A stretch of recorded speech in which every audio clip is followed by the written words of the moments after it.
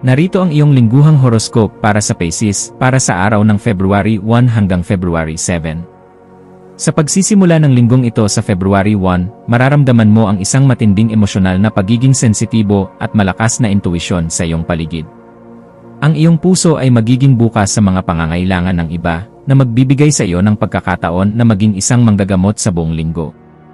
Mula February 1 hanggang February 7, ang iyong mga panaginip ay magiging puno ng mga mensahe na dapat mong bigyang pansin para sa iyong gabay. Mahalagang manatili kang nakatapak sa lupa habang lumalangoy ka sa malalim na karagatan ng iyong mga damdamin sa araw-araw na pamumuhay. Ang iyong pagiging malikhain ay nasa rurok nito, kaya gamitin ang panahong ito upang ilabas ang iyong mga saloobin sa pamamagitan ng sining o musika. Huwag hayaang ang iyong pagiging maawain ay magamit ng ibang tao para sa kanilang sariling interes sa bawat sandali ng linggong ito. Ang linggong ito ay isang panahon ng espiritual na paglilinis at pag-unawa sa iyong tunay na misyon sa mundong ito sa harap ng lahat. Sa aspeto ng iyong karera, ang February 1 hanggang February 7 ay panahon ng tahimik na pagtatrabaho at paggamit ng iyong imahinasyon sa iyong mga gawain. Ang iyong mga nakakataas ay bibigyang pansin ang iyong dedikasyon at ang iyong kakayahang makaramdam ng mga pangangailangan ng iyong mga kliyente sa opisina. Maaaring may dumating na mga pagkakataon para sa mga proyektong may kinalaman sa serbisyong panlipunan o sa sining na makakatulong sa iyong pag-asenso. Gamitin ang iyong intuisyon sa paggawa ng mga desisyon sa trabaho dahil ito ang magsisilbing radar mo laban sa mga maling direksyon sa buong linggo. Ang iyong pakikipagtulungan sa iyong mga kasamahan ay magiging mas matibay kung ipakikita mo ang iyong tunay na malasakit sa kanilang kapakanan sa araw-araw. Manatiling tapat sa iyong mga mitiin at huwag hayaang ang ingay sa iyong paligid ay makagulo sa iyong malikhaing daloy sa trabaho. Ang tagumpay ay makakamit kung pagsasamahin mo ang iyong talento at ang iyong puso sa bawat proyekto na iyong hinahawakan sa buhay.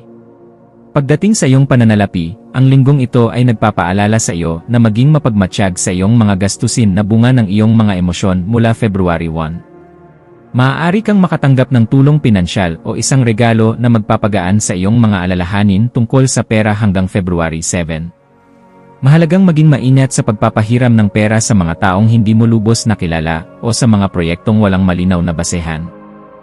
Ang matalinong pagbabudget ay magbibigay sa iyo ng seguridad na kailangan mo upang mapanatili ang iyong kapayapaan sa isip sa mga susunod na araw. Ang February 7 ay isang mainam na araw upang magpasalamat sa mga biyayang natanggap mo at maglaan ng kaunti para sa mga nangangailangan sa paligid. Ang iyong swerte sa pera ay nakasalalay sa iyong kakayahang magtiwala sa daloy ng universo habang pinoprotektahan mo ang iyong sariling kabuhayan. Ang tunay na kayamanan ay matatagpuan sa iyong kakayahang maging mapagbigay ng hindi nawawala ang iyong sariling seguridad sa buhay sa mundo. Sa larangan ng pag-ibig, ang February 1 hanggang February 7 ay panahon ng romantikong koneksyon at malalim na pag-unawa sa iyong kapareha o minamahal. Ang iyong pagiging mapagmahal at ang iyong kakayahang makaramdam ng damdamin ng iba ay lalong magpapatamis sa inyong ugnayan sa buong linggong ito. Para sa mga single, maaari kang makatagpo ng isang tao sa isang lugar na tahimik o sa isang pagtitipon na may kinalaman sa espiritualidad o sining.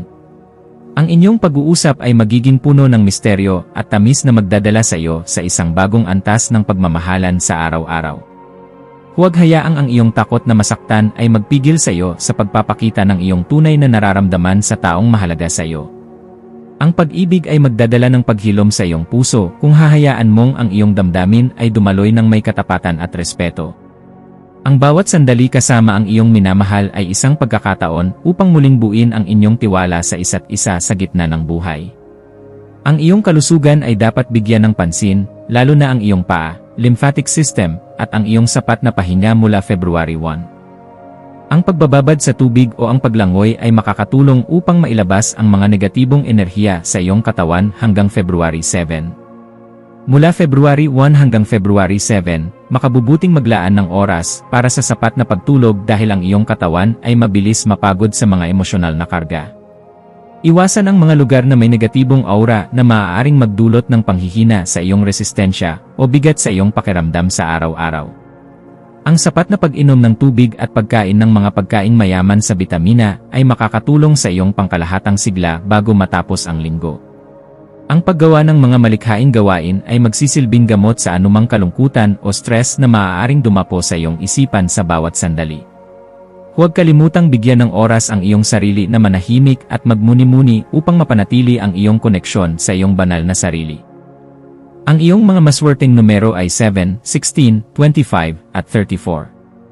Para sa iyong maswerteng kulay, ang berde ng dagat at lila ay magdadala ng kapayapaan at proteksyon sa iyong aura sa buong linggo ng February 1. Ang dapat mong gawin ay maglaan ng oras para sa meditasyon o panalangin upang mapanatili ang iyong kalmado sa gitna ng anumang gulo hanggang February 7. Ipagdasal ang pagkakaroon ng lakas ng loob na sabihin ang iyong mga hangganan sa mga taong umaabuso sa iyong kabutihang loob sa buong linggo.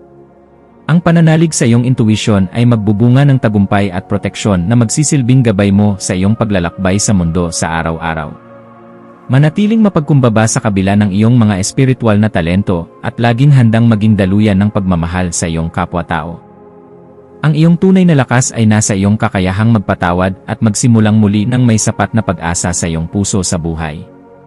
Dapat mong ipagdasal ang kapayapaan ng iyong kaluluwa at ang gabay para sa mga taong nawawala sa tamang landas mula February 1. Humingi ng gabay upang ang iyong mga bawat kilos ay magsilbing inspirasyon ng paghilom at hindi ng pagkakasakit sa iyong paligid sa buong linggo.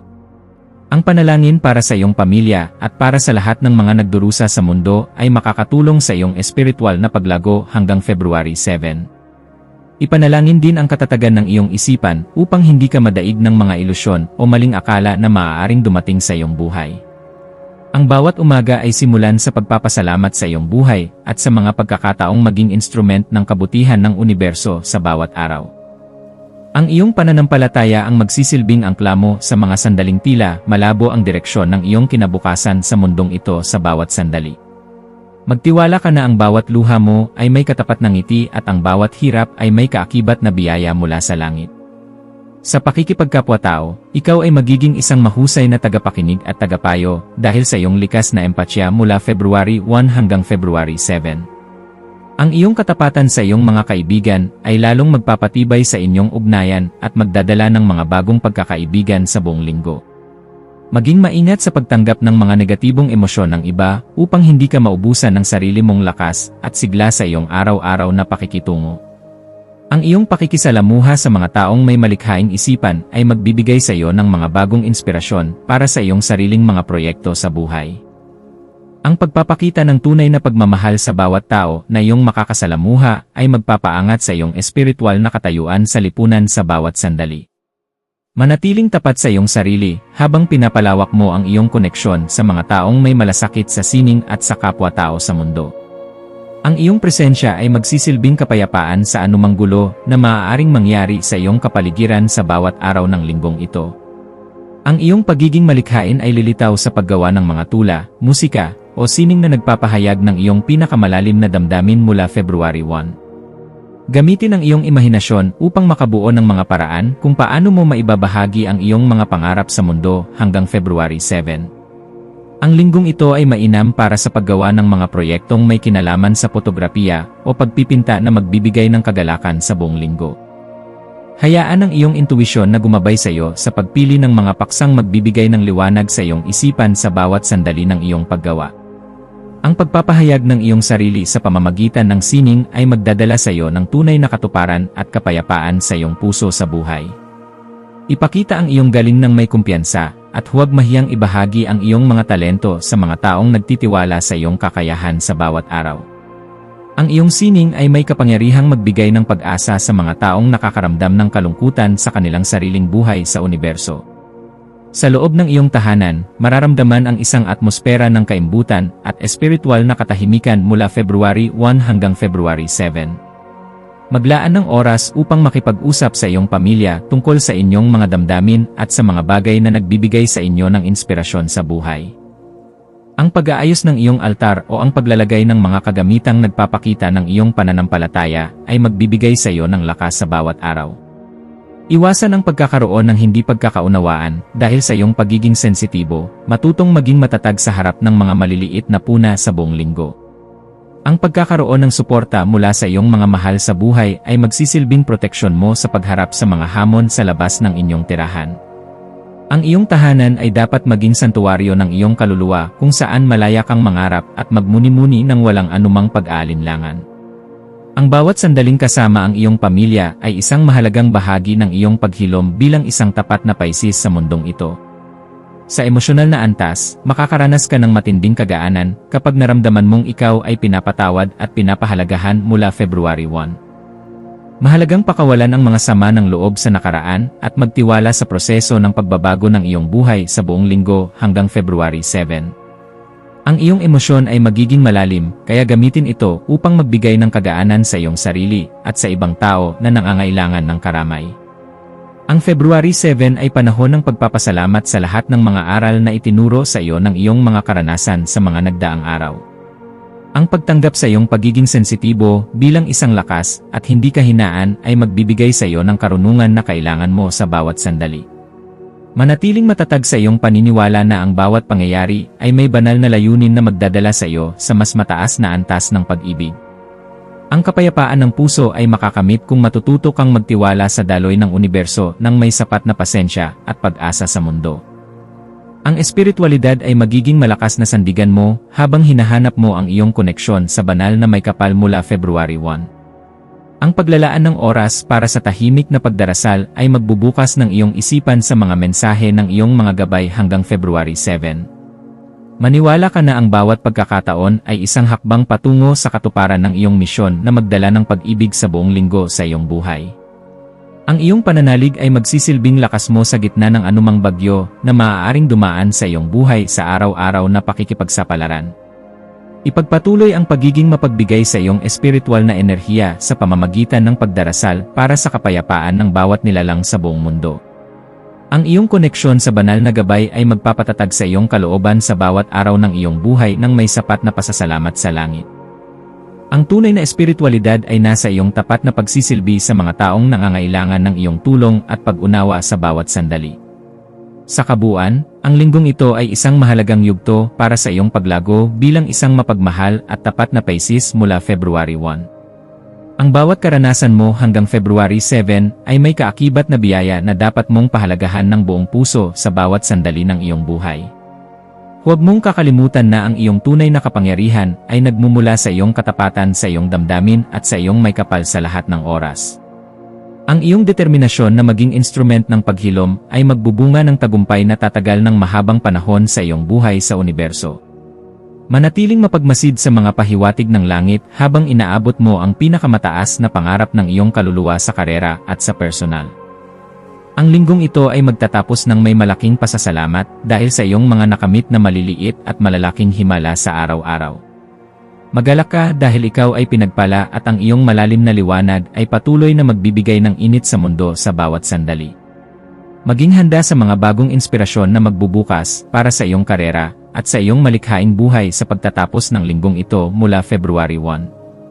Ang bawat pagkakataon na darating ay dapat mong yakapin ng may bukas na isipan at pasasalamat sa iyong may kapal hanggang February 7. Ang iyong paglalakbay ay puno ng mga misteryo na magbibigay ng kagalakan sa mga taong nagtitiwala sa iyong kakayahan sa bawat araw ng linggo. Maniwala ka sa iyong sarili at sa iyong kakayahang lumikha ng isang buhay na puno ng kagalakan at katuparan sa lahat ng aspeto ng pagkatao. Ang iyong lakas ay nasa iyong intuisyon, at ang iyong tagumpay ay nasa iyong pagtitiwala sa banal na daloy sa bawat araw sa mundo. Magtiwala sa banal na plano at hayaan itong dalhin ka sa tamang direksyon na nakalaan para sa iyong ikabubuti at para sa iyong kapayapaan. Ang iyong kinabukasan ay maliwanag hanggat ikaw ay nananatiling tapat sa iyong sarili at sa iyong misyon na maging manggagamot ng puso. Sa huling araw ng linggo, February 7, maglaan ng oras upang magmuni-muni sa lahat ng mga biyaya at aral na iyong natanggap sa iyong puso. Ang pagtatapos ng linggong ito ay nagdadala ng mga bagong simula na magbibigay sa iyo ng lakas para sa susunod na kabanata ng iyong buhay. Handa ka na ngayon na harapin ang mga hamon ng mundo ng may sapat na baon na karanasan at karunungan sa iyong isipan at kaluluwa. Ang iyong pagiging Pisces ay isang regalo na nagbibigay sa iyo ng kakayahang makaramdam ng kagandahan sa bawat sitwasyon ng iyong buhay ngayon. Manatiling maging inspirasyon sa iba at huwag mapagod sa paghahanap ng mga paraan para sa ikabubuti ng lahat ng nilalang sa universo. Ang iyong buhay ay isang mahalagang bahagi ng sining ng universo, at ang iyong bawat kilos ay may saysay para sa ikagaganda ng lahat. Magtiwala ka sa iyong sarili at patuloy na magbigay ng pag-ibig sa lahat ng taong makakasalamuha mo sa iyong paglalakbay sa mundo.